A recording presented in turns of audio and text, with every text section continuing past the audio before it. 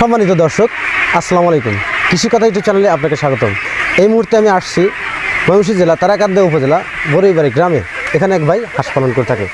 তিনি এই হাঁসের বাচ্চাগুলো কোথা থেকে সংগ্রহ করছেন এবং এই হাঁস পালন করার অভিজ্ঞতা কতটুকু এবং হাঁস পালন করে তিনি কতটুকু লাভবান হতে পারবেন, এই কথাগুলো শুনবো সেই খামারি মালিকের কাছ থেকে। চলুন আর কথা না বাড়িয়ে শুরু করি আজকের প্রতিবেদন।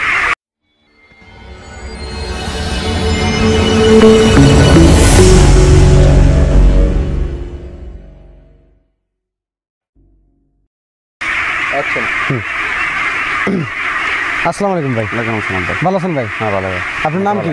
আমার নাম দেলোয়ার। আপনার নাম দেলোয়ার। আপনার গ্রামের বাড়ি কোথায়? গ্রাম বাড়ি ডাকির কান্দা। এই এখানে কি জাতের হাঁস আছে? এটা খাকি ক্যাম্বেল। এই হাঁসের বয়স কত? বয়স আছে 1 মাস 10 দিন। 10 দিন। কোথা থেকে বাচ্চাগুলো সংগ্রহ করছেন? এটি আনছি মাসুদ ভাই হাসারির থেকে। তার হাঁসের নাম কি? বিসমিল্লাহ হাসারি। বিসমিল্লাহ হাসারি। হ্যাঁ। এই হাঁসারি যে আপনি খাকি ক্যাম্বেল বাচ্চাগুলো দিছেন, এখানে কি অরিজিনাল সে খাকি ক্যাম্বেল বাচ্চা দিছেন? খাকি ক্যাম্বেল অরিজিনাল। হাঁসের লিগ্যালি বয়স কত এখন? এই খেলের বয়স হচ্ছে 1 মাস 10 দিন। 1 মাস 10 দিন। অনেক বড় বড় দেখা যাচ্ছে আর কি। হাঁসের আপনি কি খাওয়ান? হয় যেমন এই ধান। যাক, প্রথম যখন একদিনে হাঁসের বাচ্চাগুলো সংগ্রহ করে আনছেন, হ্যাঁ, এই বাচ্চাগুলো 1 দিন থেকে 7 দিন পর্যন্ত কি খাবার দিচ্ছেন আপনি? এই আমরা পোলট্রি কি পোলট্রি খাবার দিচ্ছেন? এই আমি সিপি ফিট খাওয়াইছেন আর কি। ফিট। তারপর থেকে কি খাওয়াইছেন? তারপর থেকে এই ধান। এই 1 সপ্তাহ পর্যন্ত আপনি ফিট খাওয়াইছেন, তারপরে কি আবার ফিট খাওয়াইছেন? না, ফিট করি না। ফিট কতদিন খাওয়াইছেন আপনি? দিনকে ফিট করেছি আমরা 20 দিন। 20 দিন টোটালে, মানে 7 দিন 7 দিন, মানে 10 দিন 20 দিন খাওয়াইছেন। তারপর থেকে ধান খাওয়াইছেন। এখন কি হাঁস পরিপূর্ণ ধান খায়? ধান খাওয়ালে কোনো সমস্যা হয় হাঁসের? না না। হাঁস ধানটা কিভাবে দিয়ে থাকেন? ধানটা আমরা ভিজাইয়া আমরা যেহেতু লোলাইলে বাদে ধানটা খাইলে চাল বানামুখে। আমি শুনছিলাম হাঁসের যদি ধান খাওয়ান সেক্ষেত্রে হাঁসের গালে ঘা হয়। না, সেক্ষেত্রে কি আপনার হাঁসের কোন গালে ঘা আছে? না। আপনি হাঁস পালন করার অভিজ্ঞতা কতদিনকার? আজ তো দীর্ঘ 14-15 বছর। 14-15 বছর। আপনি এই হাঁস পালন করার পূর্বে কি পেশার সাথে জড়িত ছিলেন? জড়িত আমার তো অন্য কোনো এটাই আমি মনে হয় চলা হয়। মানুষ তো বিভিন্ন কাজ করতো, যেমন কৃষি কাজ বা অন্যান্য চাকরিজীবী। আপনি এই কাজ করার আগে কি কাজ করতেন?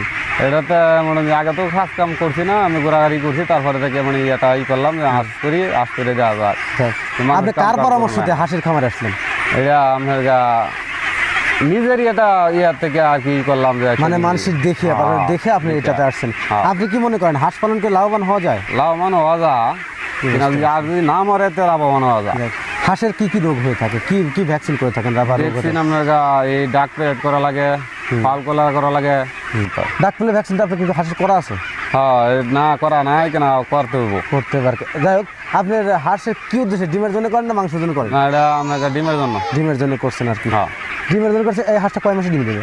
এই হাঁসটা আপনার 5 মাসে ডিম হবে। 5 মাসে ডিম আসবে। হ্যাঁ। হাঁসের আবদ্ধ অবস্থায় পালন করেন না খোলা বিলে পালন করেন? খোলা বিলে পালন করি কিনা অনেক যে দীর্ঘ লাগাই আছে আর কি, মনে যে চতুর্দিকটা একটু বন্ধ, এটা টাটকা। এদিকে টাকা, হ্যাঁ ওদিক না, এদিকে টাকা দেখেন। আপনার আবদ্ধ অবস্থায় পালন করেন না বিলে পালন করেন? বিলে এখন ধান টান লাগাচ্ছে, যার জন্য আপনি আবদ্ধ অবস্থায় রাখছেন। এটা আবার পানিতে ছাড়বেন কতদিনে? এই বড় 15 দিন, আরো 15 দিন পরে আবার পানিতে ছাড়বেন। এখান থেকে নিয়ে চলে যাবেন। আপনি রাত্রে হাঁসগুলো কোথায় রাখেন? রাত্রে ঘরের মধ্যে রাখেন আর কি। ঘরের মেঝেটা কি করা, মাটি দেয়া না প্লাস্টার করা? মাটি দেয়া আর কি। প্লাস্টার করলে ভালো হয় না মাটি দিলে ভালো? মাটি দিলে ভালো। আপনি তো এটা পানি টানতো না। এই ঘরটা করতে কত টাকা খরচ হয়েছে? এটা একটু 20,000 টাকা উপরে খরচ হয়েছে। হাঁসের যে ভ্যাকসিন করতে হয় বা বিভিন্ন রোগ হতে, এই পরামর্শ কার কাছ থেকে থাকেন? এটা মাসুদ ভাইয়ের কাছ থেকে নিয়েছি। বাচ্চাগুলো তার কাছ থেকে আনা? আলহামদুলিল্লাহ, বাচ্চা খুব ভালো আছে, এখনো সুস্থ আছে। আপনি কি এখন তো হাঁসের বাচ্চা মারা গেছে এটা দিয়ে? না, মারা যায় না। এই 2 সাইডটা আমার মারা গেছে। 2 সাইডে কাটছে। এটা তো মানে কাটি, তারপরে এই যে যাতায়াতি ঘোরাঘুরি করে এটা নিয়ে মানে কাটা। বাচ্চা বুডিং এর পারপাসে যে ভুলগুলো খামারিরা করে থাকে, কোন ভুলে হাঁসগুলো মারা যায়? এটা যদি মনে যে অনেক সমস্যা আছে, যদি ধরতে পারে তোমার হাঁস মরে না, আর যদি না ধরতে পারে তো আর কি মারা যায় আর কি। নতুন খামারিরা তারা যদি তাদের কাছে যে হাঁস মারা যায় কিভাবে মারা যেতে পারে বা তাদের কোন ভুলে মারা যায় আর কি? মনে হয় যে এটা খাদ্যর সমস্যা হইলে মারা যায়।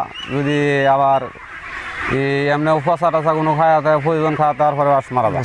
মানে অতিরিক্ত নষ্ট খাবার বা এটা করলে নষ্ট পানিতে এটা দিলে সেক্ষেত্রে মারা যায় আর কি।